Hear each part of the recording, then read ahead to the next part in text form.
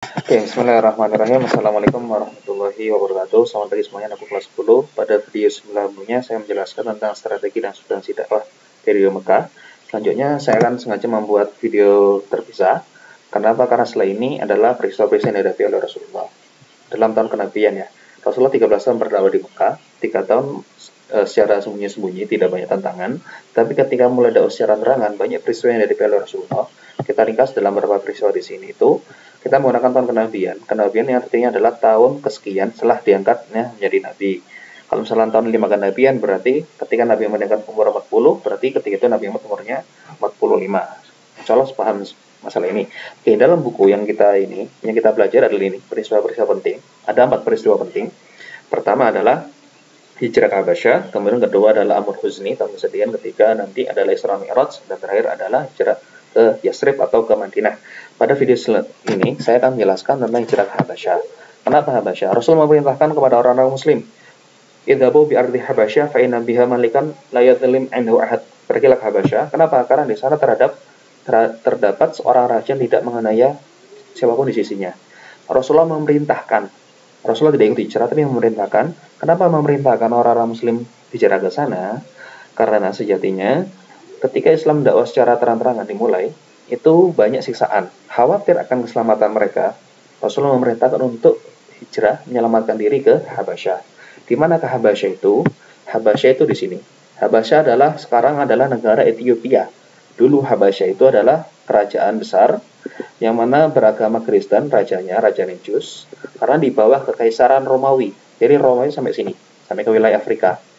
Nah, sekarang Ethiopia itu Raja Negus yang beragama Nasrani, dia adalah ahli kitab. Nah, memiliki kedekatan, masih meyakini adanya Tuhan, ya. Kemudian diperintahkanlah hijrah ke sana untuk mencari keselamatan dari sisaan orang kaum kafir Quraisy. Oke, kita lanjut kembali. Nah, tahun kelima kenabian, Nabi memerintahkan 15 orang, di dalamnya termasuk Utsman bin Affan dan Ruqayyah binti Muhammad, anaknya Nabi Muhammad sebagai istrinya Utsman ketika itu. Kemudian nanti disusul di itu bulan Rajab, di bulan Ramadannya nanti ada rombongan kedua, Ja'far bin Abi Thalib dengan jumlahnya 100 orang. Nah, di sana diterima orang-orang ketika ke Habsyi diterima oleh Raja Najasyi atau Raja Negus diberikan dengan baik, tetapi membuat kemarahan orang-orang kaum kafir Quraisy. Kenapa? Karena nggak terima. Mereka dianggap pengkhianat, kata orang-orang kaum Quraisy. Maka jajaran pembesarnya mengutus 2 orang, Amr bin As dan Abdullah bin Rabi'ah. Amr bin As belum masuk Islam, termasuk orang diplomat yang sangat cakap. Dia memiliki kedekatan Raja Negus. Nah, di sana utusan ini berkata pada Negus untuk mengompori yang mengembalikan mereka. Mereka adalah pengkhianat, mereka adalah ini dan sebagainya. Kemudian tidak mematuhi itu, tidak memenuhi, akhirnya berargumen Ja'far mewakili orang-orang muslim. Nah, Ja'far bin Abi Thalib ini adalah sahabat Rasulullah, termasuk juga sepupu dari Rasulullah. Dan dia adalah sahabat yang paling dekat atau paling mirip perawakannya dengan Rasulullah. Oke, selanjutnya di sana nanti bisa kalian baca sendiri. Akhirnya mereka diizinkan tinggal di Habasyah dalam kurun waktu yang lama, dijamin keselamatannya, tidak diganggu dengan kota Mekah. Bahkan ketika Nabi Muhammad sudah hijrah ke Madinah pun, itu pun masih ada yang tinggal di sana. Dan nanti Habasyah termasuk negara yang banyak pemeluk Islamnya sampai detik ini pun demikian. Dan Raja Negus pun nanti sempat masuk Islam. Bahkan ketika wafat itu disolati oleh Rasulullah melalui salat gaib. Salat gaib pertama kali itu adalah menyolati Raja Negus yang ada di Najasah, sedangkan Rasulullah ada di Madinah. Nah, selebihnya saya akan memutarkan saja video. Nah, untuk mencari video kalian bisa nyari di YouTube. Ini yang recommended buat saya. Filmnya film lama tahun 76. Cuman ini keywordnya The Message, full movie Indonesia subtitle. Ada 2 versi, yang ini versi bahasa Inggris subtitle Indonesia, yang bawah ini versi Arab dengan subtitle Indonesia. Nanti saya sertakan linknya di YouTube di bawah nanti. Oke, lanjut saja. Yang saya putarkan di sini dengan penjelasan yang saya jelaskan. Nah, ini ketika Amr bin As dan Abdullah bin Rabi'ah, dan ini Raja Negus ketika sudah sampai ke, jadi mereka hijrah diam-diam, gak terima, maka diutus Amr bin As untuk meminta Raja Negus mengembalikan orang-orang muslim. Sebelah kanan ini nanti yang putih ini adalah orang-orang muslim. Ini adalah Ja'far bin Abi Thalib. Nah, ini Amr bin As, ini Abdullah bin Rabi'ah. Kita simak saja dialognya, karena yang terpenting bagi saya, menurut saya adalah dialog yang ada di sini sampai kita paham kenapa kok orang-orang Muslim ini bisa diterima di Habasyah. Oke, pertama raja sampai ke singgasananya, semuanya memberikan penghormatan kecuali orang-orang yang di sana. Pakai tamu kan heran-heran. هذه الرقاب سنرى كيف تذل وتقهر. ألا تنحنون لنبيكم؟ نحن لا نركع لغير الله وحده. محمد علمنا أنه عبد الله ورسوله. رسول الله؟ أين هي معجزاته يا جعفر؟ هل يرقى إلى السماء؟ هل مشى فوق الماء؟ هل شفى المرضى أو وهب العميان البصر؟ هل أحيا الموتى؟ أين هي معجزاته يا جعفر؟ هذا صحيح. لا بد للأنبياء من معجزات ليعرف الناس أنهم مرسلون من عند الله. معجزة محمد هي القرآن. كلمات اكتتبها أمي ودعاها على الله. هل يرى ملك الملوك لهم حجة بعدما سمع؟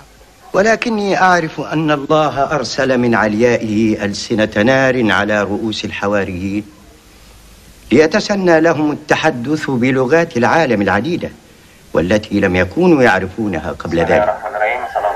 ولكني أسأل، هل يمكن أن تقع معجزة كهذه في أيامنا؟ سمعتم ما يكفي؟ حجتكم ضعيفة.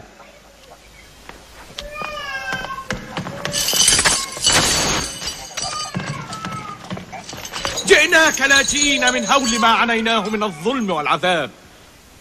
قال لنا محمد: اذهبوا إلى الحبشة فإن بها ملكا لا يظلم عنده أحد. ما يسمونه الظلم هو العقاب العادل لهؤلاء.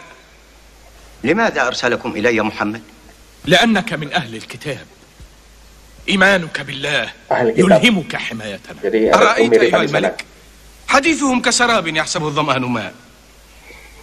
لقد ألزموني الحجة، لا مناص من الإصغاء إليهم يا صديقي.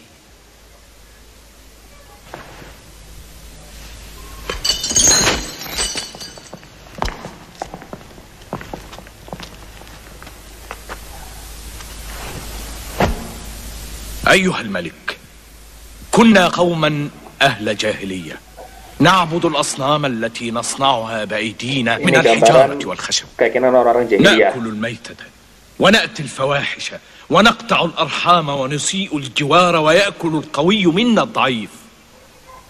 فكنا على ذلك حتى بعث الله إلينا رسولا منا نعرف حسبه وصدقه وأمانته وعفته، فدعانا إلى الله لنوحده ونعبده ونخلع ما كنا نعبد نحن وآباؤنا من الحجارة والأخشاب. أنتم تفترون على آلهتنا بالكذب. نحن لا نعبد في آلهتنا الخشب ولا الحجارة، نحن نعبد الروح التي تسكنها ونتقرب بها إلى الله زلفى. ليس كل العابدين يفهمون ما تفهم يا عمرو. بماذا يأمركم دينكم؟ يأمرنا أن نعبد الله ولا نشرك به شيئا، وبالصلاة، وأمرنا بصدق الحديث وأداء الأمانة وصلة الرحم وحسن الجوار والكف عن المحارم والدماء، ونهانا عن الفواحش وقول الزور وأكل مال اليتيم وقذف المحصنات. المحصنات؟ وماذا في دينكم عن النساء؟ ديننا يساوي بين الرجال والنساء، لهن ما لنا وعليهن ما علينا. ماذا لهن؟ ونحن نشتريهن ونطعمهن ونكسوهن ليخدمننا أو نبيعهن إذا أبينا الطاعة. أتمتهن المرأة التي حملتك في بطنها خلقا من بعد خلق وأرضعتك طفلا وسهرت عليك حتى بلغت أشدك يا عمرو؟ لماذا قرست آلهتك العديدة يا عمرو؟ هل أفحمها ربهم الواحد؟ ربنا رب الناس جميعا، رب إبراهيم وموسى وزكريا ويحيى والمسيح، أوحى إليهم من قبل كما أوحى إلى محمد، لا نفرق بين أحد من رسله. من علمكم كل هذه الأسماء؟ القرآن الذي نزل على محمد. عرفناه يتيما يرعى الغنم. والمسيح كان نجارا في أرض الجليل. الحق الحق أقول لكم إن الذي جاء به محمد والذي جاء به المسيح يصدر من سراج واحد. أيها الملك، إنهم يقولون في المسيح قولا لا يرضيك. ماذا يقولون في المسيح؟ يقولون إنه عبد مثل باقي البشر. تكلموا، ماذا تقولون في المسيح؟ نقول فيه الذي جاء به نبينا محمد هو روح منه وكلمته ألقاها إلى مريم البتول. فاسألهم من ولد المسيح وكيف. هل جاء في قرآنكم عن مولد المسيح شيء؟ نعم، فهل تأذن لي أن أتلوه؟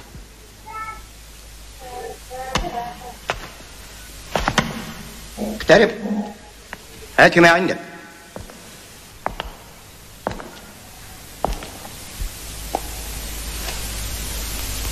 بسم الله الرحمن الرحيم. واذكر في الكتاب مريم إذ انتبذت من أهلها مكانا شرقيا فاتخذت من دونهم حجابا فأرسلنا إليها روحنا فتمثل لها بشرا سويا. قالت إني أعوذ بالرحمن منك إن كنت تقيا. قال إنما أنا رسول ربك لأهب لك غلاما زكيا. قالت أنى يكون لي غلام ولم يمسسني بشر ولم أك بغيا. قال كذلك قال ربك هو علي هين ولنجعله آية للناس ورحمة منا وكان أمرا مقضيا. صدق الله العظيم.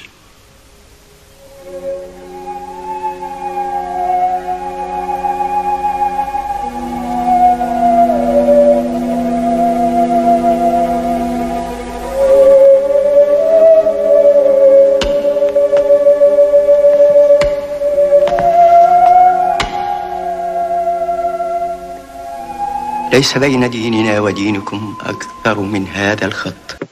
Tidak ada batas antara agama dan agamaku lebih banyak daripada batas ini. Maksudnya kedekatan, sangat dekat antara ajaran Islam dengan ajaran Nasrani.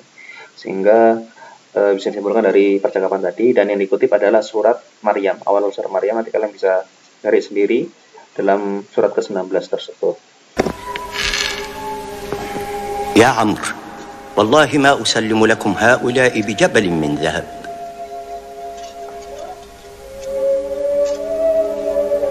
انطلق يا جعفر ومن معك وعيشوا في أرضي بسلام حتى يأذن الرب لكم بالعودة.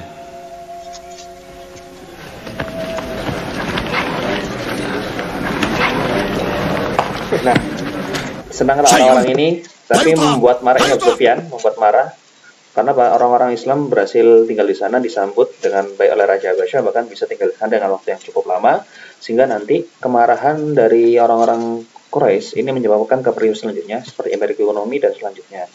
Mungkin itu penjelasan lebihnya kalian bisa lihat sendiri dalam video di ini. Tentu saja tidak terlalu besar karena resolusinya kecil ini, atau mungkin ditonton secara online saja. Dan ini insya Allah cukup 3 jam ini mencakup pembahasan kita selama 1 semester. Sekian, terima kasih, sampai jumpa di pertemuan selanjutnya. Wassalamualaikum warahmatullahi wabarakatuh.